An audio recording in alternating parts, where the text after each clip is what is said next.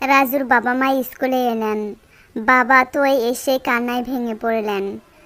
তারা থানায় নিখোঁজ ডায়েরি করলেন। আমার রাজুকে কারা নিয়ে গেল? ওগো, তুমি একবার আইসক্রিমওয়ালার কথা বলো না পুলিশকে।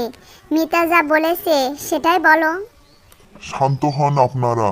প্রথমে বলুন ওই আইসক্রিমওয়ালাটিকে কেমন দেখতে? আমরা তো দেখিনি স্যার, শুধু শুনেছি নতুন এসেছিল। স্যার, আমি দেখেছি। তার একটা সাদা টুপি ছিল, আর তার আইসক্রিমের গাড়িটা খুব চকচকে ছিল, আর লোকটার চোখ দুটো খুব ছোট ছোট ছিল, আর সে দ্রুত কথা বলছিল।